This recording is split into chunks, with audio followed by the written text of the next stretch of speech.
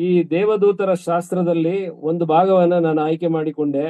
ಅದು ದೇವದೂತರಿಗೆ ಯಾವುದೇ ಪ್ರತಿಫಲವಿಲ್ಲ. ಅವರು ಹೇಗೆ ಉಂಟಾದರೋ, ಅದು ಕ್ರಿಸ್ತನಿಂದ ಉಂಟಾದವರು ಅದು ಹಾಗೆ ಇರ್ತಾರೆ. ಅವರಿಗೆ ಎವರ್ ಲಾಸ್ಟಿಂಗ್ ಲೈಫ್ ಅಷ್ಟೇ ಇರ್ತದೆ, ಅಷ್ಟು ಬೇರೆ ಏನು ಚೇಂಜಸ್ ಇಲ್ಲ. ಆದ್ರೆ ಸಭಾಕಾಲದ ಕ್ರೈಸ್ತರು ಅಂತ ಹೇಳಿದ್ರೆ, ಈಗ ಕೃಪಾಕಾಲ, ಸಭಾಕಾಲ, ನಮ್ಮ ಕರ್ತನಾದ ಯೇಸು ಕ್ರಿಸ್ತನು ಈ ಲೋಕಕ್ಕೆ ಬಂದು ಲೋಕದವರ ಪಾಪವನ್ನು ತನ್ನ ಮೈ ಮೇಲೆ ಹೊತ್ತುಕೊಂಡು ಕಲ್ವರಿಯ ಕ್ರೂಜೆಯ ಮೇಲೆ ಒಂದೇ ಒಂದು ಯಜ್ಞವಾಗಿ ತನ್ನನ್ನು ಸಮರ್ಪಿಸಿಕೊಂಡ ನಂತರ, ಆತನು ಮೂರನೇ ದಿನದಲ್ಲಿ ಮೃತ್ಯುಂಜಯಿಸಲಾಗಿ ಎಬ್ಬಿಸಿದ ನಂತರ, ಆತನ ಮೇಲೆ ಯಾರು ನಂಬಿಕೆ ಇಟ್ಟರೋ, ಆ ಮರಣ ಮತ್ತು ಪುನರುತ್ಥಾನವನ್ನು ಯಾರು ಒಪ್ಪಿಕೊಂಡಿದ್ದಾರೋ, ಅದು ನಮ್ಮಗಳಿಂದಲೇ, ನಮ್ಮ ಪಾಪದ ದೆಸೆಯಿಂದಲೇ ಆತನು ಅನುಭವಿಸಿದನು ಎಂಬುದನ್ನು ಯಾರು ನಂಬಿದ್ದಾರೋ ಅವರಿಗೆ ರಕ್ಷಣೆ ಆಗಿದೆ. ಅವರು ಯಾವತ್ತೂ ಕೂಡ ನರಕಕ್ಕೆ ಹೋಗುವವರಲ್ಲ, ಅವರು ದೇವರ ಬಳಿಗೆ ಹೋಗುವಂತವರು. ಅವರನ್ನೇ ಸಭಾಕಾಲದ ಕ್ರೈಸ್ತರು ಎಂಬುದಾಗಿ ನಮ್ಮ ಸತ್ಯವೇದದಲ್ಲಿ ಬಹಳವಾಗಿ ಪರಿಚಯ ಮಾಡ್ತದೆ. ಮತ್ತು ಅವರಿಗೆ ಇರ್ತಕ್ಕಂಥ ಸೌಲಭ್ಯಗಳು, ಸಂಪನ್ಮೂಲಗಳು ಬಹಳವಿದೆ. ಅದರ ಬಗ್ಗೆ ಮಾತನಾಡ್ಲಿಕ್ಕೆ ನಂಗೆ ತುಂಬಾ ಇಷ್ಟ. ಸಮಯ ಸಿಕ್ಕಿದಾಗ ನಾನು ಮಾತಾಡ್ಲಿಕ್ಕೆ ಇಷ್ಟಪಡ್ತೇನೆ. ಆ ಸಂಪನ್ಮೂಲಗಳು ಏನು ಅಂತ ಹೇಳಿದರೆ, ಹಳೆ ಒಡಂಬಡಿಕೆ ಕಾಲದ ವಿಶ್ವಾಸಿಗಳು ಏನಿದ್ರು, ಕರ್ತನ ದೇವರನ್ನ ಯಾರು ನಂಬಿದ್ರು, ಅವರಿಗಿಂತ ಮೊದಲು ಪರಲೋಕವನ್ನ ಪ್ರವೇಶ ಮಾಡುವವರೇ ಸಭಾಕಾಲದ ವಿಶ್ವಾಸಿಗಳು. ಹಾಗಾಗಿ ಸಭಾಕಾಲದ ವಿಶ್ವಾಸಿಗಳಿಗೆ ಬಹಳ ಅವ್ರಿಗೆ ಪ್ರೈಸ್ ಗಳನ್ನ ಇಟ್ಟಿದ್ದಾನೆ ದೇವರು, ಬಹುಮಾನಗಳನ್ನ ಇಟ್ಟಿದ್ದಾನೆ. ಅದನ್ನ ಕಿರೀಟ ಎಂಬುದಾಗಿ ತಿಳಿಸ್ತಾರೆ, ಇನ್ನೊಂದು ಕಡೆ ಅವರಿಗೆ ಜಯಮಾಲೆಗಳು ಎಂಬುದಾಗಿ ಹೇಳ್ತದೆ. ಹೀಗಾಗಿ ಅವರಿಗೆ ಬಹಳ ಒಂದು ರೀತಿಯ ರಿವಾರ್ಡ್ಸ್, ಬಹುಮಾನಗಳನ್ನ ಕರ್ತನು ಕೊಡ್ತಾನೆ ಎಂಬುದಾಗಿ ನಾವು ಕಲಿಯುತ್ತಾ ಬಂದೆವು. ಇದು ವ್ಯತ್ಯಾಸ ದೇವದೂತರಿಗೂ ಮತ್ತು ಸಭಾಕಾಲದ ಕ್ರೈಸ್ತರಿಗೂ, ಮನುಷ್ಯರಿಗೂ ಅಲ್ಲ, ಸಭಾಕಾಲದ ಕ್ರೈಸ್ತರಿಗೆ. ಮೊದಲನೆಯ ಜಯಮಾಲೆ, ಬಾಡಿ ಹೋಗದ ಜಯಮಾಲೆ, ಅದು ಕ್ರಿಸ್ತೀಯ ಜೀವಿತದಲ್ಲಿ ಸ್ವಾರ್ಥ ಸೇವೆಯಲ್ಲಿ ಒಂದು ಸೇವೆಯನ್ನ ಮಾಡಿದಂತ ಮತ್ತು ಕ್ರಿಸ್ತೀಯ ಜೀವಿತದಲ್ಲಿ ತನಗೆ ಬಂದಂತ ಶೋಧನೆಗಳನ್ನ ಅನುಭವಿಸಿದ್ರು ಕೂಡ ಕ್ರಿಸ್ತನಿಂದ ದೂರ ಆಗದೆ ನಂಬಿಕೆಯಿಂದ ಎಂಜಾರಿ ಹೋಗದಂತ ಒಬ್ಬ ವಿಶ್ವಾಸಿಗೆ, ಅವರು ಸ್ತ್ರೀ ಆಗಿರ್ಬೋದು, ಪುರುಷರಾಗಿರ್ಬೋದು, ಅವರಿಗೆ ಸಿಗುವಂತದ್ದು ಬಾಡಿ ಹೋಗದ ಜಯಮಾಲೆ. ಅದನ್ನ ಎರಡನೇ ಜಯಮಾಲೆ, ಜೀವ ಎಂಬ ಜಯಮಾಲೆ, ಅಂದ್ರೆ ರಕ್ತ ಸಾಕ್ಷಿಯಾಗಿ ಈ ಲೋಕದಲ್ಲಿ ಕರ್ತನಿಗಾಗಿ ಪ್ರಾಣವನ್ನ ಅಂತವರ ಬಗ್ಗೆ ಅವರಿಗೆ ಮಾತ್ರ ಸಿಗುವಂತದ್ದು ಜೀವ ಎಂಬ ಜಯಮಾಲೆ. ಈಗ ನಾನು ಮಾತನಾಡ್ತಿರುವುದು ಮೂರನೇದಾಗಿ ಸಭಾ ಸೇವಕರು ಮತ್ತು ಸಭಾ ಹಿರಿಯರು. ನನಗಾಗಲೇ ಅನೇಕ ವಿಷಯಗಳನ್ನ ಸಭಾ ಹಿರಿಯರ ಬಗ್ಗೆ ನಾನು ತಿಳಿಸುತ್ತಾ ಬಂದೆ. ಅಡ್ವಾಂಟೇಜಸ್ ಏನಿದೆ ಅದರಲ್ಲಿ, ಅದನ್ನ ಮಾತ್ರ ನಿಮಗೆ ತಿಳಿಸಿದ್ದೇನೆ. ಡಿಸ್ಅಡ್ವಾಂಟೇಜಸ್ ಗಳನ್ನ ನಾವು ಮಾತನಾಡುವಂತಿಲ್ಲ. ಆ ಅಧಿಕಾರವನ್ನ ಕರ್ತನು ನಮಗೆ ಕೊಟ್ಟಿಲ್ಲ. ನನ್ನ ಅಧ್ಯಯನದ ಪ್ರಕಾರ, ಕರ್ತನು ನನಗೆ ತಿಳಿಸಿದ ಪ್ರಕಾರ, ಅನೇಕ ಭಕ್ತರ ಮೂಲಕ ನಾನು ತಿಳಿದ ಪ್ರಕಾರ, ಸಭಾ ಹಿರಿಯರಿಗೆ ಪ್ರಶ್ನೆ ಮಾಡುವ ಅಧಿಕಾರವನ್ನ ಸಭಾ ವಿಶ್ವಾಸಿಗಳಿಗೆ ಕೊಟ್ಟಿಲ್ಲ.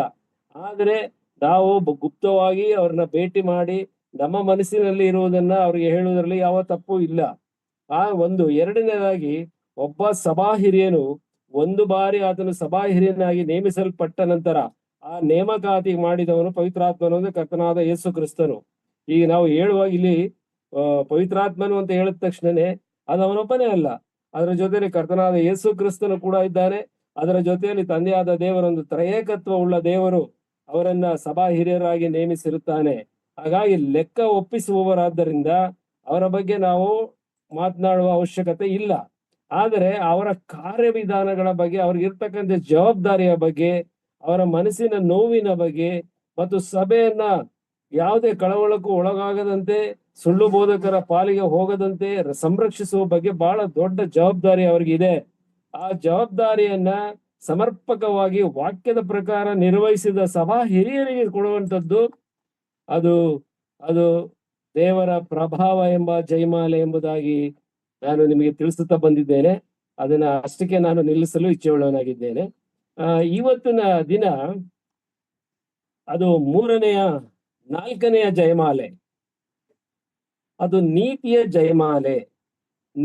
ಜಯಮಾಲೆ. ಅಂದ್ರೆ ಕರ್ತನ ಪ್ರತ್ಯಕ್ಷತೆಯನ್ನ ಯಾರು ಪ್ರೀತಿಸ್ತಾರೋ ಅವರಿಗೆ ಸಿಗುವಂತ ಜಯಮಾಲೆ. ದಯಮಾಡಿ ನನ್ನೊಂದಿಗೆ 2 ತಿಮೋತಿ ತಿಮೋತಿದವರಿಗೆ ಬರೆದ ಪತ್ರಿಕೆ 2ನೇ ಅಧ್ಯಾಯ 4ರಿಂದ 8 ಸಿಕ್ಕಿದವರು ದಯಮಾಡಿ ಓದಿದ್ರೆ ತುಂಬಾ ಸಹಾಯ ಆಗ್ತದೆ. 2 ತಿಮೋತಿ 4ನೇ ಅಧ್ಯಾಯ 8ನೇ ವಚನ. 8ನೇ ವಚನ ಅಣ್ಣ. ಹೌದು. ನೀತಿವಂತರಿಗೆ ದೊರಕುವ ಜಯಮಾಲೆಯು ಮುಂದೆ ನಮಗೆ ಸಿದ್ಧವಾಗಿದೆ. ಅದನ್ನು ನೀತಿಯುಳ್ಳ ನ್ಯಾಯಾಧಿಪತಿಯಾಗಿರುವ ಕರ್ತನು ಆ ದಿನದಲ್ಲಿ ನನಗೆ ಕೊಡುವನು. ನನಗೆ ಮಾತ್ರವಲ್ಲದೆ ತನ್ನ ಪ್ರತ್ಯಕ್ಷತೆಯನ್ನು ಪ್ರೀತಿಸುವವರೆಲ್ಲರಿಗೂ ಎಲ್ಲರಿಗೆ ಕೊಡುವನು. ಆತನ ಪ್ರತ್ಯಕ್ಷತೆಯನ್ನ ಪ್ರೀತಿಸುವವರು ಅಂದ್ರೆ ಯಾರಿರಬಹುದು? ಇವತ್ತಿನ ದಿನ ನಾವು ಅದರ ಬಗ್ಗೆ ಸ್ವಲ್ಪ ಹೊತ್ತು ನಮಗಿರುವಂತ ಕೊಂಚ ಸಮಯದಲ್ಲಿ ಅದನ್ನ ಧ್ಯಾನ ಮಾಡೋಣ. ಅದಕ್ಕೆ ಉತ್ತರ ದೇವರ ವಾಕ್ಯದಲ್ಲೇ ಇದೆ. ಯೋಹಾನ್ ಬರೆದ ಸುವಾರ್ತೆ 15ನೇ ಅಧ್ಯಾಯ 9ರಿಂದ 11. ಯೋಹಾನ ಬರೆದ ಸುವಾರ್ತೆ 15ನೇ ಅಧ್ಯಾಯ 9ರಿಂದ 15. ತಂದೆ ನನ್ನನ್ನು ಪ್ರೀತಿಸಿದ ಹಾಗೆ, ಇದು ಗಮನ ಇಟ್ಟು ಕೇಳಬೇಕು ದಯಮಾಡಿ. ಯಾರು ಆ ಕಡೆ ಈ ಕಡೆ ನಾನು ಹಾಗಂದಾಗ ಬೇಸರಿಕೆ ಮಾಡ್ಕೋಬೇಡಿ, ಯಾಕಂದ್ರೆ ಇದೊಂಥರ ಲಿಬರ್ಟಿ ಮೀಟಿಂಗ್. ಈ zoom meeting is a liberty meeting. ನಾವು ಕೆಲವೊಮ್ಮೆ ಈಗ ನಮ್ದು ಇದು ಮೈಕ್ ಆನ್ ಆದ್ರೆ ಅನ್ಮ್ಯೂಟ್ ಆಗ್ಬಿಟ್ರೆ ನಮ್ ಜೊತೆ ಯಾರು ಮಾತಾಡ್ತಾ ಇದ್ದಾರೆ, ಮೀಟಿಂಗ್ಸ್ ಏನ್ ನಡೀತಾ ಇದೆ, ಅಡುಗೆ ಏನಾಗ್ತಾ ಇದೆ ಎಲ್ಲ ಕೇಳಿಸುತ್ತೆ. ಅದನ್ನೆಲ್ಲ ಆಧಾರವಾಗಿ ಇಟ್ಟುಕೊಂಡು ನಾನು ಹೇಳುವಂತದ್ದು ಇದನ್ನ, ಬೇರೆ ದಾರದಿಂದ ಅಲ್ಲ. ಎಲ್ಲರಿಗೆ ಅಪ್ಲೈ ಆಗುದಿಲ್ಲ. ಕಾನ್ಸಂಟ್ರೇಟ್ ಮಾಡೋರಿಗೆ ಇದು ಅಪ್ಲೈ ಆಗುದಿಲ್ಲ. ಸರಿ, ಈಗ ಇದನ್ನ ನೀವು ಗಮನಿಸಿರಿ, ವಾಕ್ಯವನ್ನು ಗಮನಿಸಿರಿ. ತಂದೆ ನನ್ನನ್ನು ಪ್ರೀತಿಸಿದ ಹಾಗೆ, ಕರ್ತನಾದ ಯೇಸು ಕ್ರಿಸ್ತನ ಮಾತು, ನಾನು ನಿಮ್ಮನ್ನು ಪ್ರೀತಿಸಿದ್ದೇನೆ. ಕರ್ತನಾದ ಯೇಸು ಕ್ರಿಸ್ತನನ್ನ ತಂದೆಯಾದ ದೇವರು ಯಾವ ರೀತಿಯಲ್ಲಿ ಪ್ರೀತಿಸಿದ್ದಾರೆ? ತನ್ನ ಮಗನು ಈತನನ್ನ ನಾನು ಮೆಚ್ಚಿದ್ದೇನೆ ಎಂಬುದಾಗಿ ಅಷ್ಟೇ ಅಲ್ಲ, ತನ್ನ ಒಂದು ಭಾಗವೇ ಆಗಿ ಆತನನ್ನ ಪ್ರೀತಿಸಿದ್ದಾರೆ. ಕರ್ತನಾದ ಯೇಸು ಕ್ರಿಸ್ತನು ತಂದೆಯಾದ ದೇವರ ಒಂದು ಭಾಗವೇ ಆಗಿದ್ದಾರೆ. ಅಷ್ಟೇ ಅಲ್ಲ, ಸ್ವತಃ ದೇವರು ಆಗಿದ್ದಾನೆ ಎಂಬುದಾಗಿ ಯೋಹಾನ್ ಬರೆದ ಸುವಾರ್ತೆ 1ನೇ ಅಧ್ಯಾಯ 18ನೇ ವಚನದಲ್ಲಿ ಹೇಳಲ್ಪಟ್ಟಿದೆ. ಅದನ್ನೇ ಇಲ್ಲಿ ಕರ್ತನಾದ ಯೇಸು ಕ್ರಿಸ್ತನು ನಮಗೆ ತಿಳಿಸ್ತಾ ಇದ್ದಾನೆ. ಈ ಪ್ರೀತಿ ಅಂದ್ರೆ ನನ್ನ ಪ್ರೀತಿಯಲ್ಲಿ ನೆಲೆಗೊಂಡಿರ್ರಿ. ಈ ತರ ಒಂದು ಪ್ರೀತಿ ನಿಮ್ಮಲ್ಲಿ ಇರಬೇಕು. ಅಂದ್ರೆ ಕ್ರೈಸ್ತರ ಸಭಾಕಾಲದ ವಿಶ್ವಾಸಿಗಳಲ್ಲಿ ಇರಬೇಕು. ಅಂದ್ರೆ ತಂದೆ ಮಗನಿಗಿರ್ತಕ್ಕಂಥ ಆ ಅನ್ಯೋನ್ಯತೆ, ಆ ಪ್ರೀತಿ ಏನಿದೆ, ಆ ಪ್ರೀತಿ ಎಲ್ಲಿ ಇರಬೇಕು? ನಾವು ಕರ್ತನಾದ ಯೇಸು ಕ್ರಿಸ್ತನೊಂದಿಗೂ ಮತ್ತು ನಮ್ಮ ಜೊತೆ ಇರತಕ್ಕಂತ ಸಹೋದರ ಸಹೋದರಿಯರೊಂದಿಗೂ ಕೂಡ ನಾವು ಅದೇ ಪವಿತ್ರವಾದಂತ ಪ್ರೀತಿಯನ್ನ ನಮ್ಮ ಹೃದಯದಲ್ಲಿ ಇಟ್ಟುಕೊಳ್ಳಬೇಕು. ಇದ್ರು ಈ ವಾಕ್ಯದ ಅರ್ಥ. ನೀವು ಮುಂದೆ ಹೋಗೋಣ. ನನ್ನ ಪ್ರೀತಿಯಲ್ಲಿ ನೆಲೆಗೊಂಡಿರ್ರಿ. ನಾನು ನನ್ನ ತಂದೆಯ ಆಜ್ಞೆಗಳನ್ನು ಕೈಕೊಂಡು ನಡೆದು ಆತನ ಪ್ರೀತಿಯಲ್ಲಿ ನೆಲೆಗೊಂಡಿರುವ ಮೇರೆಗೆ ನೀವು ನನ್ನ ಆಜ್ಞೆಗಳನ್ನು ಕೈಕೊಂಡು ನಡೆದರೆ ನನ್ನ ಪ್ರೀತಿಯಲ್ಲಿ ನೆಲೆಗೊಂಡಿರುವಿರಿ. ಅಂದ್ರೆ ತಂದೆಯಾದ ದೇವರು ಮಗನಿಗೆ ಕೊಟ್ಟಂತ ಒಂದು ಆಜ್ಞೆ ಏನು? ನೀನು ಭೂಲೋಕಕ್ಕೆ ಹೋಗ್ಬೇಕು, ಅಲ್ಲಿ ಮನುಷ್ಯರ ಪಾಪದ ಪ್ರಾಯಶ್ಚಿತ್ತ ಯಜ್ಞವಾಗಿ ನೀನು ಶಿಲುಬೆಯ ಮೇಲೆ ನಿನ್ನ ಪ್ರಾಣವನ್ನ ಕೊಡಬೇಕು. ನೀನು ಭಯಂಕರವಾದಂತ ಆ ಶಿಕ್ಷೆಯನ್ನು ನೀನು ಅನುಭವಿಸಿ ಮರಣವನ್ನು ಅನುಭವಿಸಬೇಕು. 3ನೇ ದಿನದಲ್ಲಿ ಮೃತ್ಯುಂಜಯಿಸಲಾಗಿ ನಾನು ಎಬ್ಬಿಸ್ತೇನೆ. ಇದರ ಮೂಲಕ ನಿನ್ನ ರಕ್ತದ ಕ್ರಯದ ಮೂಲಕ ಮನುಷ್ಯರೆಲ್ಲರನ್ನ ನಾನು ನನ್ನ ಬಳಿಗೆ ಕರೆದುಕೊಳ್ತೇನೆ. ನಿನ್ನ ಮೂಲಕ ನನ್ನ ಬಳಿಗೆ ಕರೆದುಕೊಳ್ತೇನೆ. ಇದು ನನ್ನ ಭಾಷೆಯಲ್ಲಿ ಹೇಳ್ತಿರ್ತಕ್ಕಂಥ ಮಾತು. ವಾಕ್ಯವನ್ನ ಆಧಾರವಾಗಿ, ವಾಕ್ಯ ಆಧಾರದ ಮೇಲೆ ನಾನು ಮಾತನಾಡುವ ರೀತಿಯಲ್ಲಿ ನಿಮ್ಗೆ ತಿಳಿಸ್ತೇನೆ. ಈ ಒಂದು ಆಜ್ಞೆ ಆತನ ಚಿತ್ತವೇ ಅದಿತ್ತು. ಅಂದ್ರೆ ಈ ಲೋಕಕ್ಕೆ ತನ್ನ ಮಗನಾದ ಯೇಸು ಕ್ರಿಸ್ತನು ಬಂದು ಪ್ರಾಣವನ್ನ ಕೊಡಬೇಕಾಗಿತ್ತು. ಆತನ ರಕ್ತ ಇಲ್ಲಿ ಸುರಿಸಲ್ಪಡಬೇಕಾಗಿತ್ತು. ಮನುಷ್ಯರನ್ನ ಪಾಪದಿಂದ ಬಿಡಿಸುವಂತ ಏಕೈಕ ರಕ್ತ, ಪರಿಶುದ್ಧವಾದ ರಕ್ತ ಅದಿರುವುದು ಕರ್ತನಾದ ಯೇಸು ಕ್ರಿಸ್ತನಲ್ಲಿ. ಆದ್ದರಿಂದ ಅವನು ನರಮನುಷ್ಯನಾಗಿ ರಕ್ತ ಮಾಂಸಧಾರಿಯಾಗಿ ಆತನು ಬರಬೇಕಿತ್ತು. ಆತನು ಶಿಲುಬೆಯ ಮರಣವನ್ನು ಅನುಭವಿಸಬೇಕಾಗಿತ್ತು ಎಂಬುದು ಆತನ ಚಿತ್ತ. ಅದು ಅದೇ ರೀತಿಯಲ್ಲಿ ನಾನು ನಿಮಗೆ ತಿಳಿಸ್ತಕ್ಕಂಥ ಆಜ್ಞೆಯನ್ನು ಕೂಡ ನೀವು ನೆರವೇರಿಸಬೇಕು. ಅದರ ಪ್ರಕಾರ ನೀವು ನಡಿಬೇಕು. ಅಂದ್ರೆ ಆಜ್ಞೆಗಳನ್ನ ಕೈಕೊಂಡು ನಡೆಯಬೇಕು. ನಿನ್ನ ನೆರೆಯವನನ್ನು ನಿನ್ನಂತೆ ಪ್ರೀತಿಸು. ಕರ್ತನಾದ ಯೇಸು ಕ್ರಿಸ್ತನು, ತಂದೆಯಾದ ದೇವರು, ಪವಿತ್ರಾತ್ಮನಾದ ದೇವರು, 3 ಜನರಲ್ಲಿ ಇರ್ತಕ್ಕಂಥ ಏಕೋದ್ದೇಶ ಏನು ಅಂತ ಹೇಳಿದ್ರೆ, ಕ್ರೈಸ್ತರಾದ ನಾವು ಅಂತ ಹೇಳಿದ್ರೆ, ಸಭಾಕಾಲದ ವಿಶ್ವಾಸಿಗಳಾದ ನಾವು ಇನ್ನೊಬ್ಬ ವಿಶ್ವಾಸಿಯನ್ನ ಅದೇ ರೀತಿಯಲ್ಲಿ ಪ್ರೀತಿಸಬೇಕು. ಅವನ ತಪ್ಪುಗಳನ್ನು ನಾವು ಮನ್ನಿಸಬೇಕು, ಕ್ಷಮಿಸಬೇಕು. ಆತನ ಸಹಾಯಕ್ಕೆ ನಾವು ಹೋಗಬೇಕು, ತ್ವರೆಪಡಬೇಕು. ಆತನ ಎಲ್ಲಾ ಕಷ್ಟ ಸುಖಗಳಲ್ಲಿ ನಾವು ಭಾಗಿಯಾಗಬೇಕು. ಇದು ಹೇಗೆ ಹೇಳ್ತಾನೆ ಕರ್ತನಾದ ಯೇಸು ಕ್ರಿಸ್ತನು ಅಂತ ಹೇಳಿದ್ರೆ, ದೇಹವು ತಲೆಗೆ ಹೇಗೆ ಅದು ಹೊಂದಿಕೊಂಡಿದೆಯೋ, ಎಲ್ಲ ನರನಾಡಿಗಳಿಂದ ಆ ಒಂದೊಂದು ಅವಯವಗಳು ಯಾವ ರೀತಿ ಭದ್ರವಾಗಿ ಜೋಡಿಸಲ್ಪಟ್ಟಿದೆಯೋ ಆ ರೀತಿಯಲ್ಲಿ ಎಂಬುದಾಗಿ ವಾಕ್ಯವು ತಿಳಿಸ್ತದೆ. ಅದರ ಜೊತೆಯಲ್ಲಿ ಇನ್ನೂ ಏನು ಹೇಳ್ತದೆ, ಈಗ ಕಣ್ಣು ನೀನು ಕಣ್ಣಲ್ಲ, ನೀನು ಮೂಗು ಅಂತೇಳಿ ಮೂಗನ್ನ ಅದು ದೂರ ಮಾಡುವಂತಿಲ್ಲ, ಕಾಲು ನನ್ನದಲ್ಲ ಅಂತ ಹೇಳುವಂಗಿಲ್ಲ. ದೇಹದಲ್ಲಿ ಇರ್ತಕ್ಕಂಥ ಪ್ರತಿಯೊಂದು ಅವಯವಕ್ಕೂ ಎಲ್ಲಿ ನೋವಾದ್ರೂ ಕೂಡ ಆ ನೋವು ಮನಸ್ಸಿಗೆ ಹಾಗೇ ಆಗ್ತದೆ, ಆ ದೇಹಕ್ಕೆಲ್ಲ ಆಗ್ತದೆ. ಆ ಒಂದು ಅನ್ಯೋನ್ಯತೆ ನಮ್ಮಲ್ಲಿ ಇರಬೇಕು. ಇಷ್ಟೆಲ್ಲ ಇದ್ದರೆ ನೀವು ನನ್ನ ಪ್ರೀತಿಯಲ್ಲಿ ನೆಲೆಗೊಂಡಿರುವಿರಿ ಅಂದ್ರೆ ಏನದು ನನ್ನ ಪ್ರೀತಿ? ನಾನು ಬಂದು ನಿಮ್ಮನ್ನ ಕರೆದುಕೊಂಡು ಹೋಗ್ತೇನೆ ಅಂತ ಹೇಳ್ತಾ ಇದ್ದಾನಲ್ಲ ಕರ್ತನಾದ ಯೇಸು ಕ್ರಿಸ್ತನು, ಆ ಪ್ರೀತಿಯೇ ನೆಲೆಗೊಂಡಿರಬೇಕು. ಈ ಪ್ರೀತಿ ನೆಲೆಗೊಂಡಿರುವುದಾದ್ರೆ ನಾವು ಆ ನೀತಿಯ ಜಯಮಾಲೆಯನ್ನ ಕರ್ತನಿಂದ ಆ ಲೋಕದಲ್ಲಿ ಹೊಂದಿಕೊಳ್ತೇವೆ. ಇಲ್ಲದೆ ಇದ್ದರೆ ನೋ ಯೂಸ್, ಏನು ಪ್ರಯೋಜನ ಇಲ್ಲ. ಯಾವ ರಿವಾರ್ಡ್ ಇಲ್ಲದೆ ನಾವು ಅಲ್ಲಿ ರಕ್ಷಿಸಲ್ಪಡ್ತೇವೆ. ಬಟ್ ವಿತೌಟ್ ರಿವಾರ್ಡ್, ಯಾವ ರಿವಾರ್ಡ್ ನಮಗೆ ಇರೋದಿಲ್ಲ. ರಕ್ಷಿಸಲ್ಪಡ್ತೇವೆ, ಬಟ್ ಅವರು ಬಹಳ ಒಂದು ಸರದಿಯಲ್ಲಿ, ಬೇರೆ ಒಂದು ತರಗತಿಯಲ್ಲಿ ನಾವು ಇರಬೇಕಾಗ್ತದೆ ಎಂಬುದಾಗಿ ಸತ್ಯವೇದವು ನಮಗೆ ತಿಳಿಸ್ತದೆ. ಮುಂದೆ ನಾನು ತಿಳಿಸ್ತೇನೆ. ಈಗ ನಾನು ವಿಷಯಕ್ಕೆ ಬರ್ತೇನೆ. ಯಾಕಂತ ಹೇಳಿದ್ರೆ ಈ ಚಾಪ್ಟರ್ ನಲ್ಲಿ, ನಾನು ತೆಗೆದುಕೊಂಡ ಸಬ್ಜೆಕ್ಟ್ ನಲ್ಲಿ ಕರ್ತನ ಪ್ರತ್ಯಕ್ಷತೆಯನ್ನ ಪ್ರೀತಿಸುವವರು ಎಂಬುದಕ್ಕೆ ಚಿಕ್ಕದಾಗಿ ನಾನು ನಿಮಗೆ ತಿಳಿಸಿದ್ದೇನೆ. ಬಹಳ ವಿವರವಾಗಿ ಇಲ್ಲ, ಚಿಕ್ಕದಾಗಿ ತಿಳಿಸಿದ್ದೇನೆ. ಇದರಲ್ಲಿ ನಾನು ಎರಡನೇ ಭಾಗಕ್ಕೆ, ಮುಂದಿನ ಒಂದು ವಿಚಾರಕ್ಕೆ ನಾನು ಹೋಗುವುದಾದ್ರೆ, ಈ ಕರ್ತನ ಪ್ರತ್ಯಕ್ಷತೆ 2 ಹಂತದಲ್ಲಿ ಆಗ್ತದೆ ಎಂಬುದಾಗಿ ಸತ್ಯವೇದ ಸ್ಪಷ್ಟವಾಗಿ ತಿಳಿಸಿದೆ. ಜ್ಞಾಪಕ ಇಟ್ಕೊಳ್ಳಿ, ಯಾರಿಗೂ ಅದು ಕನ್ಫ್ಯೂಷನ್ ಬೇಡ. ಯಾಕಂದ್ರೆ ನನಗೆ ಕೂಡ ಎಷ್ಟೋ ವರ್ಷಗಳ ಕೂಡ ರಕ್ಷಣೆ ಆದ್ಮೇಲೂ ಕೂಡ ನನಗೆ ಕನ್ಫ್ಯೂಷನ್ ಇತ್ತು. ಆದ್ರೆ ದೇವಭಕ್ತರ ಜೊತೆ ನಾನು ಸೇರಿ ವಾಕ್ಯವನ್ನ ಕಲಿಯುವಂತಹ ಸಂದರ್ಭದಲ್ಲಿ ನನಗೆ ಖಂಡಿತವಾಗಿ ದೇವರು ನನಗೆ ಸಹಾಯ ಮಾಡಿದನು. ವಾಕ್ಯದ ಆ ಒಂದು ತಿರುಳನ್ನ ನಮಗೆ ತಿಳಿಸಿಕೊಟ್ನು. ಅದನ್ನೇ ನಾನು ನಿಮಗೆ ಕೂಡ ತಿಳಿಸಲಿಕ್ಕೆ ಬದ್ಧನಾಗಿ ಇದನ್ನು ತಿಳಿಸ್ತಾ ಇದ್ದೇನೆ. 2 ಹಂತದಲ್ಲಿ, ಮೊದಲನೇ ಹಂತ ಸಭೆ ಎತ್ತಲ್ಪಡುವಂಥದ್ದು. ಈ ಸಭೆ, ಈ ಲೋಕದಲ್ಲಿ ವಿಶ್ವಾಸಿಗಳು, ಈ ಸಭಾಕಾಲದ ವಿಶ್ವಾಸಿಗಳು ಇರ್ತಕ್ಕಂಥ ಸಭೆ ಎತ್ತಲ್ಪಡುವಂಥದ್ದು ಮೊದಲನೇ ಹಂತ. ಅಂದ್ರೆ ಎಲ್ಲಿಗೆ ಎತ್ತಲ್ಪಡೋದು? ಮಧ್ಯಾಕಾಶಕ್ಕೆ ಎತ್ತಲ್ಪಡುವಂಥದ್ದು. 2ನೇ ಹಂತ, ನಮ್ಮ ಕರ್ತನಾದ ಯೇಸು ಕ್ರಿಸ್ತನು ನ್ಯಾಯಾಧಿಪತಿಯಾಗಿ ಈ ಭೂಮಿಗೆ ಬರುವಂತದ್ದಾಗಿರ್ತದೆ. ಈ ಭೂಮಿಗೆ ಆತನು ಬರ್ತಾನೆ. ಅದು ಪ್ರಕಟಣೆ 1ನೇ ಅಧ್ಯಾಯ 7ನೇ ವಚನದಲ್ಲಿ ನಾವು ನೋಡುವಾಗ, ಅದು ಎಲ್ಲರ ಕಣ್ಣುಗಳು ಆತನನ್ನ ನೋಡ್ತವೆ, ಎದೆ ಬಡ್ಕೊಳ್ತಾರಂತ ಅವರು.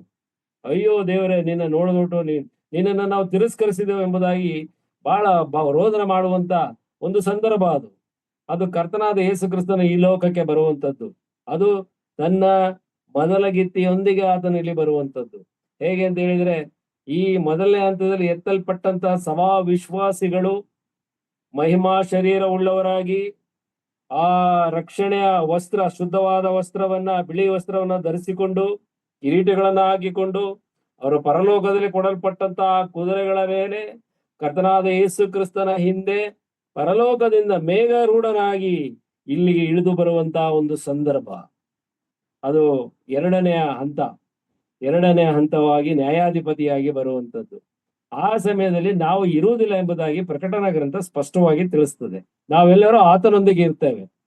ಈ ಮೊದಲನೆಯ ಹಂತ, ಆ ಸಭೆ ಎತ್ತಲ್ಪಡುವಂತ ಆ ಮೊದಲನೇ ಹಂತವನ್ನ ಯಾರು ಪ್ರೀತಿಸ್ತಾರೋ ಅವರಿಗೆ ನೀತಿ ಎಂಬ ಜಯಮಾಲೆ ಎಂಬುದಾಗಿ 2 ತಿಮೋತಿ 4ನೇ ಅಧ್ಯಾಯ 8ನೇ ವಚನದಲ್ಲಿ ಸ್ಪಷ್ಟವಾಗಿ ತಿಳಿಸಿದೆ. ನೀವು ಓದಿದಿರಿ ಈಗ ತಾನೆ. ಹಾಗಾಗಿ ಆ ಮೊದಲನೇ ಹಂತವನ್ನ ಪ್ರೀತಿ ಮಾಡುವವರು ಯಾರು? ಕರ್ತನಾದ ಯೇಸು ಕ್ರಿಸ್ತನ ಆಜ್ಞೆಯನ್ನ ಅಂತೆ ತಮ್ಮ ಜೀವನವನ್ನ ನಡೆಸುವಂತವರು. ಮತ್ತೆ ಅವರಲ್ಲಿ ಪ್ರತಿ ಕ್ಷಣದಲ್ಲಿ, ಪ್ರತಿ ಒಂದೊಂದು ಕೆಲಸ ಕಾರ್ಯಗಳಲ್ಲಿ ಅವರಲ್ಲಿ ಏನಿರ್ತದೆ ಅಂತ ಹೇಳಿದ್ರೆ, ಅಯ್ಯೋ ನಾನು ಎತ್ತಲ್ಪಡಬೇಕು, ಕರ್ತನ ಬಳಿಗೆ ಹೋಗಬೇಕೆಂಬ ಒಂದೇ ಒಂದು ನಿಶ್ಚಯ ಅವರಲ್ಲಿ ಇರ್ತದೆ. ಕೆಲವರು ನೋಡಿ, ಇವಾಗ ಎಷ್ಟೋ ಕಡೆ ಬಹಳ ಬೋಧನೆ ಜಾಸ್ತಿ ಆಯ್ತು. ಯಾಕೆ ಹೇಳಿದ್ರೆ ಅದು ಪ್ರೀತಿ ಜಾಸ್ತಿ ಆಯ್ತಾ ಬಂತು. ಆ ಪ್ರೀತಿ, ಆ ದಿನದ ಪ್ರೀತಿ, ಆ ದಿನವನ್ನ ನಾವು ನೋಡ್ತೇವೆ. ಕರ್ತನನ್ನ ಖಂಡಿತವಾಗಿ ಮುಖಾಮುಖಿಯಾಗಿ ನಾವು ನೋಡ್ತೇವೆ. ಎರಡು ಸಂದರ್ಭಗಳುಂಟು. ಒಂದು ಸಂದರ್ಭ ನಮ್ಮ ಆಯುಷ್ಕಾಲ ಅಂತ್ಯವಾದ ನಂತರ ನಾವು ಈ ಲೋಕವನ್ನ ಈ ದೇಹವನ್ನ ಬಿಡುವಂತ ಸಂದರ್ಭ, ಅದು ಮರಣ. ಮುಂದೆ ನಾನು ಹೇಳ್ತೇನೆ. ಆ ಮರಣ ಬಂದ ನಂತರ ಆತನ ಆತ್ಮವು ಕರ್ತನಾದ ಯೇಸು ಕ್ರಿಸ್ತನ ಬಳಿಗೆ ಹೋಗ್ತದೆ. ಆಮೇಲೆ ಎರಡನೇ ಹಂತ, ಅದಾದ್ರೆ ನೋಡ್ಲಿಕ್ಕೆ ಸಾಧ್ಯ ಇಲ್ಲ, ಅಂದ್ರೆ ಅವನು ನಿದ್ರೆಯಲ್ಲಿ ಇರ್ತಾನೆ. ಎರಡನೇ ಹಂತ, ಆಗ ಯಾರು ಕರ್ತನಾದ ಯೇಸು ಕ್ರಿಸ್ತನು ಮಧ್ಯಾಕಾಶಕ್ಕೆ ಬಂದಂತ ಸಂದರ್ಭದಲ್ಲಿ ಜೀವಂತವಾಗಿ ಉಳಿದಿರ್ತಾರೋ ಅವರು ರೆಪ್ಪೆ ಬಡಿಯುಷ್ಟರಲ್ಲಿ ಮಾರ್ಪಾಟಾಗಿ ಮಹಿಮಾ ಶರೀರದಲ್ಲಿ ಈ ದೇಹವನ್ನ ತೊರೆದು ಅವರು ಮಹಿಮೆಯ ದೇಹವನ್ನು ಧರಿಸಿಕೊಂಡವರಾಗಿ ಕ್ಷಣ ಮಾತ್ರದಲ್ಲಿ ರೆಪ್ಪೆ ಬಡಿಯುವಷ್ಟರಲ್ಲಿ ಅವರು ಕರ್ತನ ಬಳಿಗೆ ಹೋಗಿ ಆತನ ದರ್ಶನ ಪಡಿತಾರೆ. ಅದೇ ಸಮಯದಲ್ಲಿ ಯಾರ್ಯಾರು ಕರ್ತನಾದ ಯೇಸು ಕ್ರಿಸ್ತನೆಲ್ಲ ಜೀವಿಸಿ ಆತನಲ್ಲಿದ್ದು ಮರಣ ಹೊಂದಿದ್ದಾರೋ ಅವರ ಆತ್ಮಗಳು ಕೂಡ ನಮ್ಮ ಜೊತೆಯಲ್ಲಿ, ಈ ಜೀವಂತವಾಗಿ ಇರುವವರ ಜೊತೆಯಲ್ಲಿ ಅವರು ಕೂಡ ಕರ್ತನಾದ ಯೇಸು ಕ್ರಿಸ್ತನ ನೋಡ್ತಾರೆ. ಅದು ಬಹಳ ಮಹಿಮೆ ಉಳ್ಳಂತ ಒಂದು ಸಂದರ್ಭ. ಈ ಲೋಕದಲ್ಲಿ ನೀವು ಗಮನಿಸಿರಿ, ಎಷ್ಟೋ ಜನರು ಎಕ್ಸ್ಕರ್ಷನ್ ಟೂರ್ ಅಂತ ಹೋಗ್ತಾರೆ. ಮನೆ ಹತ್ರ ಬಹಳ ಬೇಜಾರಾಗಿರುತ್ತೆ ಅವ್ರಿಗೆ. ಮನೆ ಸೀನ್ಸ್, ಮನೆ ಅಕ್ಕಪಕ್ಕ ಪರಿಸರಗಳ ನೋಡಿ ಬೇಜಾರಾಗಿ ಅವ್ರು ಎಲ್ಲೆಲ್ಲಿಗೆ ಹೋಗ್ತಾರೆ, ಬಹಳ ಪ್ರೇಕ್ಷಣೀಯ ಸ್ಥಳಗಳಿಗೆ ಹೋಗಿ ಅಲ್ಲಿ ದೇವರನ್ನ ಕೊಂಡಾಡ್ತಾರೆ ವಿಶ್ವಾಸಿಗಳು. ದೇವರೇ, ನಿನ್ನ ಸೃಷ್ಟಿ ಏನು, ಈ ಫಾಲ್ಸ್, ಈ ಜಲಪಾತ ಈ ರೀತಿ ಸೃಷ್ಟಿ ಮಾಡಿದಿಲ್ಲಪ್ಪ ದೇವ್ರೆ, ಈ ಹೂ ಎಂತ ಅಂದ ಕೊಟ್ಟಿದ್ಯಾ, ಇಲ್ಲಿ ಊಟ ಎಷ್ಟು ಚೆನ್ನಾಗಿದೆ, ಪರಿಸರ ಎಷ್ಟು ಚೆನ್ನಾಗಿದೆ, ಈ ಗಾಳಿ ಎಷ್ಟು ಚೆನ್ನಾಗಿದೆ, ಎಷ್ಟು ಹೊಗಳ್ತಾರೆ. ಆಗ ಹೊಗಳಿಯಲ್ಲಿ ಪ್ರಾರ್ಥನೆ ಮಾಡುವಂತ ಪ್ರಾರ್ಥನೆ ಕೂಡ ಮಾಡ್ತೇವೆ, ದೇವರೇ ಇಂಥ ಲೋಕವನ್ನು ಸೃಷ್ಟಿಸಿದ ಕರ್ತನೆ ನಿನಗೆ ಸ್ತೋತ್ರವಾಗಲಿ ಅಂತೇಳಿ. ಆ ಪರಿಸರಗಳೇ ನಮಗೆ ಅಷ್ಟೊಂದು ಸಂತೋಷ ಕೊಡುವಾಗ ಈ ಲೋಕದ ಪರಿಸರ ಈ ಲೋಕದ ವ್ಯವಸ್ಥೆಯ ಬಗ್ಗೆ ನಾವು ಓದುವಂತ ಸಂದರ್ಭದಲ್ಲಿ ನಮಗೆ ದೇವರ ವಾಕ್ಯದಲ್ಲಿ ಒಂದು ವಿಷಯ ಬರ್ತದೆ. ದಯಮಾಡಿ ನನ್ನೊಂದಿಗೆ ಆದಿಕಾಂಡ 3ನೇ ಅಧ್ಯಾಯ 17 ಮತ್ತು 18ನೇ ವಚನವನ್ನ ಯಾರು ಸ್ಪಷ್ಟವಾಗಿ ಓದಿಸ್ಬೇಕಂತ ಹೇಳಿ ನಾನು ಕೇಳ್ಕೊಳ್ತೇನೆ. ಆದಿಕಾಂಡ 3ನೇ ಅಧ್ಯಾಯ 17 ಮತ್ತು 18.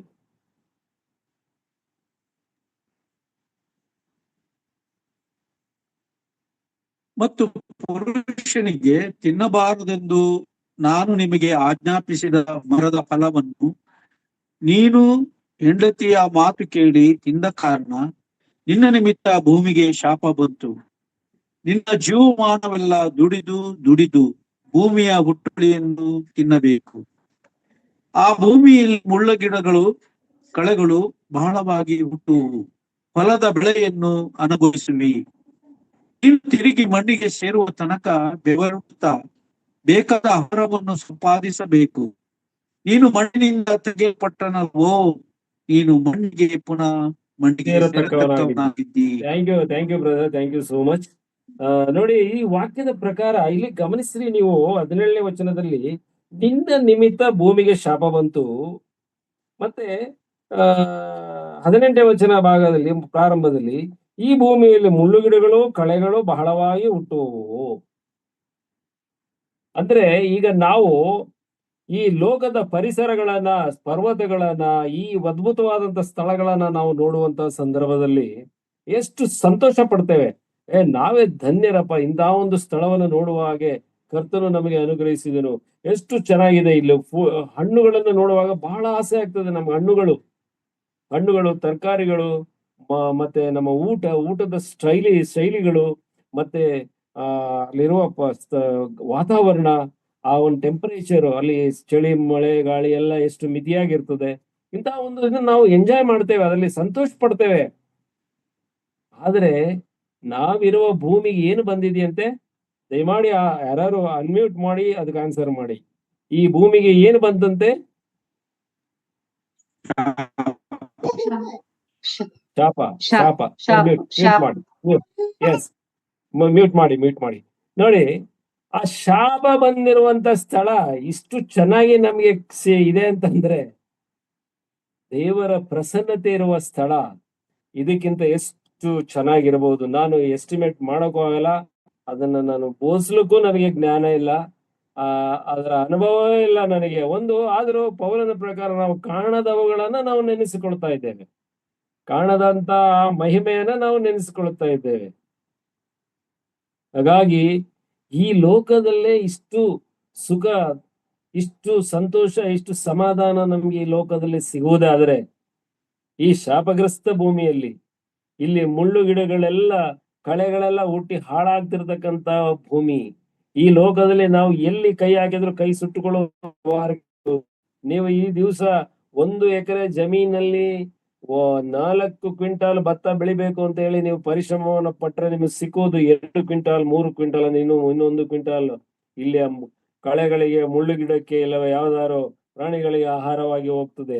ಅಂತ ಒಂದು ಕೆಟ್ಟವಿರೋ ಪಾಪವಿರ್ತಕ್ಕಂಥ ಸ್ಥಳ ಈ ಭೂಮಿ, ಶಾಪಗ್ರಸ್ತವಾದಂತ ಸ್ಥಳ. ಇನ್ನು ಈ ಭೂಮಿಗೆ ರಕ್ಷಣೆ ಆಗಿಲ್ಲ, ಆಗುವುದೂ ಇಲ್ಲ. ಒಂದು ಮಾತನ್ನ ನೀವು ಗಮನದಲ್ಲಿ ಇಟ್ಟುಕೊಳ್ಳಿ. ದೇವರು ಸೃಷ್ಟಿಸಿದಂತ ಎಲ್ಲಾ ಸೃಷ್ಟಿಯ ಮೇಲೆ, ಎಲ್ಲಾ ಸೃಷ್ಟಿಯನ್ನ ಒಳ್ಳೆಯದೆಂದು ಭಾವಿಸಿದನು. ಆದ್ರೆ ಮನುಷ್ಯನನ್ನ ತನ್ನನ್ನೇ ಪ್ರೀತಿಸುವಷ್ಟು ಪ್ರೀತಿಸಿದ್ದಾನೆ ದೇವರು. ಪ್ರತಿಯೊಬ್ಬ ಮನುಷ್ಯನನ್ನ, ಸಕಲ ಕುಲ ಭಾಷೆಯವರನ್ನ, ಎಲ್ಲ ಜನಾಂಗದವರನ್ನ, ಎಲ್ಲ ಮತಸ್ಥರನ್ನ, ಪ್ರತಿಯೊಬ್ಬರನ್ನು ಸಹ ಆತನು ಬಹಳ ಮಹಾ ಪವಿತ್ರವಾದಂತ, ಬಲವಾದಂತ, ಶಾಶ್ವತವಾದ ಪ್ರೇಮದಿಂದ, ಶಾಶ್ವತವಾದ ಪ್ರೀತಿಯಿಂದ ಕರ್ತನು ಪ್ರೀತಿಸಿದ್ದಾನೆ. ಆದ್ರೆ ಈ ಲೋಕದಲ್ಲಿ ಬೇರೆ ಯಾವ ಸೃಷ್ಟಿಯನ್ನು ಆತನು ಪ್ರೀತಿಸಿಲ್ಲ, ಅಷ್ಟೊಂದು ಪ್ರೀತಿಸಿಲ್ಲ. ಮನುಷ್ಯನನ್ನ ಮಾತ್ರ ಆ ಪ್ರೀತಿ ಇಟ್ಟಿರುವುದರಿಂದಲೇ ತನ್ನ ಪ್ರಿಯ ಕುಮಾರನಾದ ಯೇಸು ಕ್ರಿಸ್ತನನ್ನ ಮನುಷ್ಯರನ್ನ ಈ ಲೋಕಕ್ಕೆ ಕಳಿಸಿಕೊಟ್ಟು ಅವನ ಮೇಲೆ ದಂಡನೆಯನ್ನ ಹಾಕಿ, ತನ್ನ ಸಿಟ್ಟು, ತನ್ನ ಪ್ರಭಾವ, ತನ್ನ ಕೋಪ, ಆ ಒಂದು ರೌದ್ರತನ ಆತನ ಮೇಲೆ ಹಾಕಿ, ಆತನ ಮೇಲೆ ಹಾಕಿ ಸಮಾಧಾನ ಮಾಡಿಕೊಂಡನು. ಏನು ಸಮಾಧಾನ ಮಾಡಿಕೊಂಡನು ಅಂತ ಹೇಳಿದ್ರೆ, ನಮ್ಮ ಮೇಲೆ, ಮನುಷ್ಯರ ಮೇಲೆ ಇದ್ದಂತ ಕೋಪವನ್ನ. ಯಾಕೆ ಅಂತ ಹೇಳಿದ್ರೆ, ಆದಾಮನು ಮಾಡಿದಂತ ಪಾಪ ಎಲ್ಲರಿಗೆ ಬಂತು. ಅವನು ದೇವರ ವಿರೋಧಿ, ಸೈತಾನನ ಪಕ್ಷವನ್ನ ಹಿಡಿದನು, ಸೈತಾನನನ್ನ ಅವನು ಪೂಜಿಸಿದನು, ಸೈತಾನನ ಬೋಧನೆಯನ್ನ ಆತನು ಕೇಳಿದನು, ಸೈತಾನನು ಹೇಳಿದನ್ನೇ ಆತನು ಮಾಡಿದನು. ಆದ್ರೆ ನೇರವಾಗಿ ಸೃಷ್ಟಿ ಮಾಡಿದಂತ ತನ್ನ ಸೃಷ್ಟಿಕರ್ತನಿಗೆ ದ್ರೋಹ, ನಂಬಿಕೆ ದ್ರೋಹವನ್ನ ಆತನು ಮಾಡಿದನು. ಅದೇ ಪಾಪ. ಆ ಪಾಪದಿಂದಲೇ ನಮ್ಮೆಲ್ಲರಿಗೂ ನ್ಯಾಯ ಶಿಕ್ಷೆ ತೀರ್ಮಾನ ಆಗಿ ಹೋಗಿತ್ತು. ನಾವು ನರಕಕ್ಕೆ ಹೋಗಲೇಬೇಕಾಗಿತ್ತು. ಆದರೆ ಆ ನರಕದಿಂದ ತಪ್ಪಿಸುವುದಕ್ಕೋಸ್ಕರ ನಮ್ಮ ಕರ್ತನಾದ ಯೇಸು ಕ್ರಿಸ್ತನಂದ್ರೆ ತಂದೆಯಾದ ದೇವರ ಮಗನು, ತಂದೆಯಾದ ದೇವರ ಪ್ರತಿರೂಪನು, ಆತನೇ ತಂದೆಯಾದ ದೇವರು, ಆತನೇ ಯೆಹೋವ ದೇವರು, ಆತನೇ ಸರ್ವಶಕ್ತನಾದ ದೇವರಾಗಿ ಎಲ್ಲವನ್ನು ಸೃಷ್ಟಿ ಮಾಡಿದ ದೇವರಾಗಿದ್ದರೂ ಕೂಡ ಆತನನ್ನ ಈ ಲೋಕಕ್ಕೆ ನಮಗಾಗಿ ಕಳಿಸಿಕೊಟ್ಟುದಲ್ಲದೆ ತನ್ನ ರೌದ್ರತೆಯನ್ನ ಆತನ ಮೇಲೆ ತೋರಿಸಿದನು ಎಂಬುದಾಗಿ ಹೇಳುವಾಗ, ಆ ಪ್ರೀತಿಗೆ ಬೆಲೆ ಕಟ್ಟುವಂತ ಮತ್ತೊಂದು ಪ್ರೀತಿ, ಮತ್ತೊಂದು ವ್ಯವಸ್ಥೆ ನಮ್ಮಲ್ಲಿಲ್ಲ. ಆ ಪ್ರೀತಿಯನ್ನ ನಾವು ನಮ್ಮ ಹೆಂಡತಿಗೂ ತೋರಿಸ್ಲಿಕ್ಕೆ ಆಗುದಿಲ್ಲ, ನಮ್ಮ ಮಕ್ಕಳಿಗೂ ತೋರಿಸ್ಲಿಕ್ಕೆ ಆಗೋದಿಲ್ಲ. ಯಾಕೆಂದ್ರೆ ನಾವು ಮನುಷ್ಯರು. ಹಾಗಂತ ಹೇಳಿ ನಾವು ದ್ವೇಷ ಮಾಡಬಾರ್ದು. ಅದನ್ನೇ ಈ ನೀತಿಯ ಜೈಮಾಲೆ ಕೊಡುವಾಗ ದೇವರು ಎಚ್ಚರಿಕೆಯನ್ನು ಕೊಟ್ಟಿದ್ದಾನೆ. ಕರ್ತನ ಪ್ರತ್ಯಕ್ಷತೆಯನ್ನ ಪ್ರೀತಿಸುವವರು ಅಂತ ಹೇಳಿದ್ರೆ, ಮಧ್ಯಾಕಾಶಕ್ಕೆ ಬರತಕ್ಕಂತ ಆ ಪ್ರತ್ಯಕ್ಷತೆಯನ್ನ ಯಾರು ಪ್ರೀತಿಸ್ತಾರೋ ಅವರಲ್ಲಿ ಪ್ರೀತಿ ಇರಲೇಬೇಕು. ಈಗೇನಾದ್ರೂ ನಿಮ್ಮ ಸಹೋದರನಿಂದ ಅಷ್ಟೇ ಅಲ್ಲ, ಬೇರೆ ಯಾರಿಂದಲಾದ್ರೂ ಸರಿಯೇ, ದೇವರ ಸೃಷ್ಟಿಯಲ್ಲಿ ಮನುಷ್ಯನಾಗಿ ಸೃಷ್ಟಿಸಲ್ಪಟ್ಟಂತ ಪ್ರತಿಯೊಬ್ಬರಿಂದಲೂ ಏನಾದ್ರೂ ನಿಮಗೆ ದ್ರೋಹ ಆದ್ರೆ, ಅಥವಾ ನಿಮಗೆ ಸಹೋದರನಿಂದ ಯಾವ್ದಾದ್ರು ಅನ್ಯಾಯ ಮನಸ್ಸು ಕೆಡುವಂತ ಪರಿಸ್ಥಿತಿಗಳಾದ್ರೆ, ನೀವು ಅವನನ್ನ ಕ್ಷಮಿಸುವಂಥದ್ದು, ಅದು ಕ್ಷಮಿಸಬೇಕು. ನಾನು ನಿಮ್ಮನ್ನು ಪ್ರೀತಿಸಿದಂತೆ ನೀವು ಇತರರನ್ನು ಪ್ರೀತಿಸಬೇಕು. ಕರ್ತನು ನಮ್ಮನ್ನ ಪ್ರೀತಿಸುವಾಗ ನಮ್ಮ ಯಾವ ಕ್ವಾಲಿಫಿಕೇಶನ್ ನೋಡಿಲ್ಲ. Because we are all sinners, ನಾವೆಲ್ಲ ಪಾಪಿಗಳು ಎಂಬುದಾಗಿ ಆತನ ದೃಷ್ಟಿಯಲ್ಲಿತ್ತು. ತಂದೆಯಾದ ದೇವರ ಬಳಿಗೆ ಯಾವ ಪಾಪವೂ ಕೂಡ, ಯಾವ ಅಶುದ್ಧವೂ ಕೂಡ ಹೋಗ್ಲಿಕ್ಕೆ ಸಾಧ್ಯವಿಲ್ಲ. ಅಡ್ಡಗೋಡೆ ಆದಿತ್ತು, ಧರ್ಮಶಾಸ್ತ್ರವೇ ಅಡ್ಡಗೋಡೆ ಆಗಿತ್ತು. ಆದರೆ ಪಾಪದಲ್ಲೇ ಹುಟ್ಟಿ ಪಾಪದಲ್ಲೇ ಬೆಳೆದಂತ ಮನುಷ್ಯನನ್ನ ಸಂರಕ್ಷಿಸಿದವನು ನಮ್ಮ ಕರ್ತನಾದ ಯೇಸು ಕ್ರಿಸ್ತನು. ಆತನ ಜೊತೆ ಸೇರ್ಬೇಕಾದ್ರೆ, ತಂದೆಯಾದ ದೇವರ ಬಳಿಗೆ ಹೋಗಿ ನಾವು ಆತನನ್ನು ನೋಡಬೇಕಾದರೆ, ಆತನನ್ನ ಆರಾಧಿಸಬೇಕಾದರೆ ಇರುವ ಮಾರ್ಗ, ಏಕೈಕ ಮಾರ್ಗ ನಮ್ಮ ಕರ್ತನಾದ ಯೇಸು ಕ್ರಿಸ್ತನೇ. ಅದನ್ನೇ ಮೊದಲನೇ ಹಂತದ ಸಭೆ ಎತ್ತಲ್ಪಡುವಂತದ್ದು ಎಂಬುದಾಗಿ ನಾನು ನಿಮಗೆ ತಿಳಿಸುವವನಾಗಿದ್ದೇನೆ. ಇದು ನಾನು ಈಗ ಮುಂದೆ ಮಾತನಾಡುತ್ತಿರ್ತಕ್ಕಂಥದ್ದು ಇದೇ ವಿಷಯದಲ್ಲಿ. ಈಗ 9:19 ಆಯ್ತು. ಇನ್ನು 1-2 ನಿಮಿಷ ನಿಮಗೆ ಪ್ರಾರಂಭ ಮಾಡಿ ನಾನು ನಿಲ್ಲಿಸ್ತೇನೆ.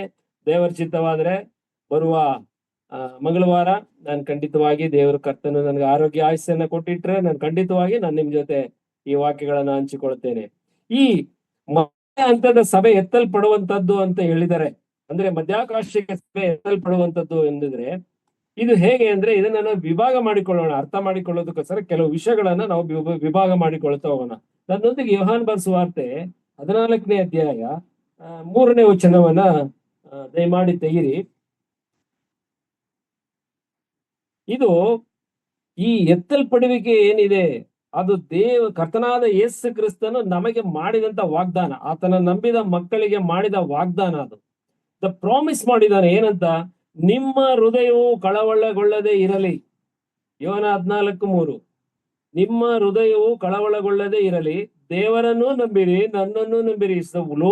ಲೌಕಿಕವಾಗಿ ಮಾತಂತಿ ಕರ್ತನೆ ಹೇಳ್ತಾ ಇರುವಂತ ಮಾತದು. ಯಾಕೆ ನಮ್ಗೆ ಅರ್ಥ ಆಗ್ಬೇಕಾದ್ರೆ ಕೆಲವು ಪಾರಮಾರ್ಥಿಕವಾದ ಪದ ಬಳಕೆ ಆದಾಗ ನಮಗೆ ಕಲಿಬಿಲಿ ಆಗ್ತದೆ, ಅರ್ಥ ಆಗೋಲ್ಲ. ಅದಕ್ಕೆ ಕರ್ತನಾದ ಯೇಸು ಕ್ರಿಸ್ತನು ಎಷ್ಟು ಸ್ಪಷ್ಟವಾಗಿ ತಿಳಿಸ್ತಾ ಇದ್ದಾನೆ, ನಿಮ್ಮ ಹೃದಯವು ಕಳವಳಗೊಳ್ಳದಿರಿ.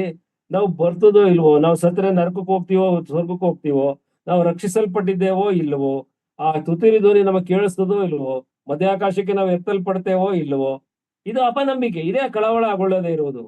ಕಳವಳಗೊಳ್ಳೋದು ಅಂತಂದ್ರೆ ಅದೇ ಗಲಿಬಿಲಿ ಒಳಗಾಗುವಂಥದ್ದು. ಇದು ಯಾವಾಗ ಆಗ್ತದೆ ಅಂತ ಹೇಳಿದ್ರೆ ಸೈತಾನನ ಮಾತನ್ನ ಕೇಳಿದಾಗ ಅದು ಆಗ್ತದೆ ಎಂಬುದಾಗಿ ನಾವು ಓದಿದ್ದೇವೆ. ಈಗ ನಾವು ತಿಳಿದು ಓದಿದ್ದೇವೆ ಅದನ್ನು. ಕಳವಳಗೊಳ್ಳದೇ ಇರಲಿ, ದೇವರನ್ನು ನಂಬಿರಿ. ನೀವು ನಿಮ್ಮ ರಕ್ಷಣೆಯ ವಿಚಾರದಲ್ಲಿ ದೇವರನ್ನು ನಂಬಿರಿ, ನನ್ನನ್ನು ನಂಬಿರಿ. ಅಂದ್ರೆ ನಿಮಗೆ ಕೊಟ್ಟಿರ್ತಕ್ಕಂಥ ರಕ್ಷಣೆ ತಪ್ಪಿ ಹೋಗುವುದಿಲ್ಲ. ನಿಮ್ಮನ್ನ ನಾನು ಕರೆದೇ ಕಳ್ಕೊಡ್ತೀನಿ ಅಂತ. ಅಷ್ಟು ಸುಲಭವಾದಂತ ರಕ್ಷಣೆ, ಅಷ್ಟು ಸುಲಭವಾಗಿ ಒಬ್ಬ ವ್ಯಕ್ತಿಯನ್ನ ಬಿಟ್ಟು ಹೋಗ್ಲಿಕ್ಕೆ ಸಾಧ್ಯವೇ ಇಲ್ಲ. ಯಾಕಂತ ಹೇಳಿದ್ರೆ ಆ ರಕ್ಷಣೆಗೆ ಕೊಟ್ಟಂತ ಕ್ರಯ ನಿಮ್ಮನ್ನ ಸೃಷ್ಟಿ ಮಾಡಿದ ನಮ್ಮ ಕರ್ತನಾದ ಯೇಸು ಕ್ರಿಸ್ತನ ದೇಹದಲ್ಲಿ ಹರಿದಂತ ಪವಿತ್ರವಾದಂತ ರಕ್ತ ಅದನ್ನ ಈ ಭೂಮಿಗೆ ಸುರಿಸಿದ್ದಾನೆ ದೇವರು. ತಂದೆಯಾದ ದೇವರು ತನ್ನ ಮಗನ ರಕ್ತವನ್ನ ತೆಗೆದುಕೊಂಡು ಈ ಲೋಕದಲ್ಲಿ ಪ್ರೋಕ್ಷಿಸಿದ್ದಾನೆ, ಎಲ್ಲಾ ಕಡೆ ಪ್ರೋಕ್ಷಣೆ ಮಾಡಿದ್ದಾನೆ. ಅದು ಬಲಿ ಕೊಡುವ ವಿಧಾನ, ಪ್ರಾಣಿಯನ್ನ ಬಲಿ ಕೊಡುವ ವಿಧಾನ. ಪ್ರಾಣಿಯನ್ನ ಕೊಂದ ನಂತರ ಯಾಜಕನು ಅದರ ರಕ್ತವನ್ನ ಯಜ್ಞವೇದಿಯ ಸುತ್ತಲೂ ಅಂತ ಹೇಳುವಾಗ, ಯಜ್ಞವೇದಿ ಬೇರೆ ಯಾವುದೂ ಅಲ್ಲ, ಈ ಲೋಕವೇ ಆಗಿದೆ. ಈ ಲೋಕವನ್ನ ಯಜ್ಞವೇದಿಯನ್ನಾಗಿ ಮಾಡಿ ತಾನೇ ಮಹಾಯಾಜಕನಾಗಿ ನಿಂತುಕೊಂಡು ತನ್ನ ಮಗನನ್ನ ನಮ್ಮೆಲ್ಲರ ಪಾಪದ ಪರಿಹಾರ ಯಜ್ಞವಾಗಿ ಆತನು ನಮ್ಮ ಎದುರಿನಲ್ಲೇ ವಧಿಸಿದ್ದಾನೆ. ಆತನ ರಕ್ತವನ್ನ ಭೂಲೋಕದಲ್ಲಿ ಎಲ್ಲಾ ಕಡೆ ಅವನು ಸಿಂಪಡಿಸಿದ್ದಾನೆ. ಸಿಂಪಡಿಸಿದ್ದಾನೆ. ಅದು ಎಲ್ಲಾ ಕಡೆ ಆತನ ರಕ್ತ ಇವತ್ತು ಕೆಲಸ ಮಾಡ್ತಾ ಇದೆ. ಏನು ಕೆಲಸ ಮಾಡ್ತಾ ಇದೆ ಅಂದ್ರೆ ನಮ್ಮಂತ ಪಾಪಿಗಳನ್ನ ತೊಳೆದು ಶುದ್ಧೀಕರಿಸಿ ಆತನ ಮಕ್ಕಳಾಗಿ ಮಾಡಿ. ಕಳವಳಗೊಳ್ಳಬೇಡ್ರಿ, ಈ ರಕ್ಷಣೆ ನಿಮಗೆ ಸಿಕ್ಕಿದೆ. ನೀವು ಖಂಡಿತವಾಗಿ ಆ ದಿನ ಯಾವುದು ಮಧ್ಯಾಕಾಶಕ್ಕೆ ಕರ್ತನಾದ ಯೇಸು ಕ್ರಿಸ್ತನು ಬರುವಾಗ ನೀವು ಹೋಗ್ತೀರಿ ಎಂಬುದಾಗಿ ಬಹಳ ಬಲವಾದ ಆಶ್ವಾಸನೆಯನ್ನ ಕರ್ತನ ಇಲ್ಲಿ ಕೊಡುವುದನ್ನು ನಾವು ಗಮನಿಸಿದ್ದೇವೆ. ನನ್ನ ತಂದೆಯ ಮನೆಯಲ್ಲಿ ಬಹಳ ಬಿಡಾರಗಳಿದೆ, ಮಹಿಮಾ ಶರೀರಗಳು ಬೇಕಾದಷ್ಟಿದೆ. ಮನೆಯಲ್ಲಿ ತಂದೆಯ ಮನೆಯಲ್ಲಿ ಅಂತ ಹೇಳಿದ್ರೆ ಅದು ಪರಲೋಕ.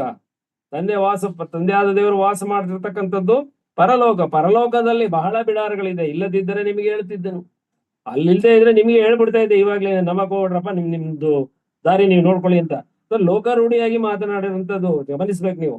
ನಿಮಗೆ ಸ್ಥಳವನ್ನು ಸಿದ್ಧ ಮಾಡುವುದಕ್ಕೆ ಹೋಗುತ್ತೇನಲ್ಲ. ಕರ್ತನಾದ ಯೇಸು ಕ್ರಿಸ್ತನು ಅಪೊಸ್ತಲರ ಕೃತ್ಯದಲ್ಲಿ ನಾವು ದಯಮಾಡಿ ಇವರು ಒಂದು ಸಾಕ್ಷ್ಯನ ಕೊಡ್ತಾರೆ. ಆ ಜೊತೆಯಲ್ಲಿದ್ದಂತ ದೇವದೂತರು ಏನಂತ ಕೊಡ್ತಾರೆ ಅವರು ಈ ರೀತಿ ಅಪೊಸ್ತಲರ ಕೃತ್ಯ 1ನೇ ಅಧ್ಯಾಯ 11ರಲ್ಲಿ ನಾನು ಓದ್ತೇನೆ. ಗಲಿಲಾಯದವರೇ, ಇದು ದೇವದೂತರು ಆ ದಿನ ಕರ್ತನಾದ ಯೇಸು ಕ್ರಿಸ್ತನು ಎಣ್ಣೆ ಮರಗಳ ಗುಡ್ಡದಿಂದ ಎತ್ತಲ್ಪಟ್ಟ ನಂತರ ಆ ವೈಭವ ಪೂರಿತವಾಗಿ ಆ ಬೆಂಕಿ ರಥದಲ್ಲಿ ಆತನು ಪರಲೋಕಕ್ಕೆ ಒಯ್ಯಲ್ಪಟ್ಟ ನಂತರ, ಅಷ್ಟು ಜನರ ಎದುರಿಗೆ ಒಯ್ಯಲ್ಪಟ್ಟ ನಂತರ ಹೇಳುವಂತ ಮಾತು, ಗಲಿಲಾಯದವರೇ, ನೀವು ಯಾಕೆ ಆಕಾಶದ ಕಡೆ ನೋಡುತ್ತಾ ನಿಂತಿದ್ದೀರಿ? ನಿಮ್ಮ ಬಳಿಯಿಂದ ಆಕಾಶದೊಳಗೆ ಸೇರಿಸಲ್ಪಟ್ಟಿರುವ ಈ ಯೇಸು ಯಾವ ರೀತಿಯಲ್ಲಿ ಆಕಾಶದೊಳಗೆ ಹೋಗಿರೋದನ್ನು ನೀವು ಕಂಡಿರೋ ಅದೇ ರೀತಿಯಲ್ಲಿ ಬರುವನು ಎಂದು ಹೇಳಿದನು. ಇದು ಸಾಕ್ಷಿ. ಅದೇ ರೀತಿಯಲ್ಲಿ ಬರ್ತಾನೆ. ಒಂದು ಬಾರಿ ಮಧ್ಯಾಕಾಶಕ್ಕೆ ಬರ್ತಾನೆ, ಮತ್ತೊಂದು ಬಾರಿ ಈ ಲೋಕಕ್ಕೆ ಬರ್ತಾನೆ. ಮಧ್ಯಾಕಾಶಕ್ಕೆ ಬರುವ ಬಗ್ಗೆ ಸಮಯ ಯಾರಿಗೂ ಗೊತ್ತಿಲ್ಲ, ಅದು ಕಳ್ಳನ ದಿನದಂತೆ ಬರ್ತದಂತೆ. ಈ ಲೋಕಕ್ಕೆ ಬರುವ ದಿನಕ್ಕೆ ಸಮಯ ನಿಗದಿಯಾಗಿದೆ. ಯಾವಾಗ ಅಂತ ಹೇಳಿದ್ರೆ ಮಧ್ಯಾಕಾಶಕ್ಕೆ ಬಂದ ನಂತರ 7 ವರ್ಷಗಳ ಕಳೆಯುತ್ತಿದ್ದಂತೆ 7 ವರ್ಷದ ಅಂತ್ಯಭಾಗದಲ್ಲಿ ಕರ್ತನಾದ ಯೇಸು ಕ್ರಿಸ್ತನು ಮಹಿಮೆಯುಳ್ಳವನಾಗಿ ಆತನು ಈ ಲೋಕಕ್ಕೆ ತನ್ನ ಮೊದಲ ಗಿತ್ತಿಯೊಂದಿಗೆ ಕೋಟ್ಯಾನುಕೋಟಿ ದೇವದೂತರೊಂದಿಗೆ ಇಲ್ಲಿಗೆ ಬರ್ತಾನೆ. ಇದು ಎರಡನೆಯ ಬರುವಿಕೆ. ಮೊದಲನೇ ಬರುವಿಕೆ ಆತನು ಪರಲೋಕದಿಂದ ಮಧ್ಯಾಕಾಶಕ್ಕೆ ಬರುವಂತದ್ದು. ಇಲ್ಲಿ ಈ ವಾಕ್ಯವನ್ನ ನಾವು ಓದುವಾಗ ಇಲ್ಲಿ ಎಷ್ಟು ಚೆನ್ನಾಗಿ ಕರ್ತನು ಹೇಳಿದ, ನಾನು ಹೋಗಿ ನಿಮಗೆ ಸ್ಥಳವನ್ನು ಸಿದ್ಧ ಮಾಡಿದ ಮೇಲೆ ತಿರುಗಿ ಬಂದು ನಿಮ್ಮನ್ನು ಕರ್ಕೊಂಡು ಹೋಗಿ ನನ್ನ ಬಳಿಗೆ ಸೇರಿಸಿಕೊಳ್ಳುವನು. ಯಾಕಂದ್ರೆ ನಾನಿರುವ ಸ್ಥಳದಲ್ಲಿ ನೀವು ಕೂಡ ಇರಬೇಕು. ನಾವು ಈ ವಾಕ್ಯವನ್ನ ಈ ದಿನ ನಂಬೋಣ. ಇಷ್ಟೆಲ್ಲ ಯಾಕೆ ಕಷ್ಟಪಟ್ಟು ನಾವು ಹೇಳ್ತೇವೆ ಅಂತ ಹೇಳಿದ್ರೆ, ದೇವರು ಹೇಳುವಂತ ಒಂದು ಸೌಭಾಗ್ಯವನ್ನ ನಮಗೆ ಕೊಟ್ಟಿದ್ದಾನೆ, ಅದಕ್ಕಾಗಿ ಹೇಳ್ತಾ ಇದ್ದೇವೆ. ಈ ವಾಕ್ಯವನ್ನು ಹೇಳುವಂತಹ ಸಂದರ್ಭದಲ್ಲಿ ನಾವು ಅದನ್ನ ತಿರಸ್ಕಾರ ಮಾಡದೆ ಅಥವಾ ಯಾವುದೇ ರೀತಿಯಲ್ಲೂ ಅದನ್ನ ನಿರ್ಲಕ್ಷಿಸದೆ, ಯಾರಾದರೂ ಕರ್ತನಾದ ಯೇಸು ಕ್ರಿಸ್ತನನ್ನ ಇನ್ನೂ ಅಂಗೀಕಾರ ಮಾಡಿಕೊಳ್ಳದೆ ಇದ್ದರೆ ಈ ಕ್ಷಣವೇ, ಅದಕ್ಕೆ there is no time at all, ಅದಕ್ಕೆ ಯಾವ ಸಮಯ ಫಿಕ್ಸ್ ಆಗಿಲ್ಲ. ನಾವು ಎಲ್ಲಿ ಇದ್ದೇವೋ ಅಲ್ಲೇ, ನಾವು ಎಲ್ಲಿ ಇದ್ದೇವೋ ಅಲ್ಲೇ ಕರ್ತನಾದ ಯೇಸು ಕ್ರಿಸ್ತನನ್ನು ನಾವು ಅಂಗೀಕಾರ ಮಾಡಬಹುದು.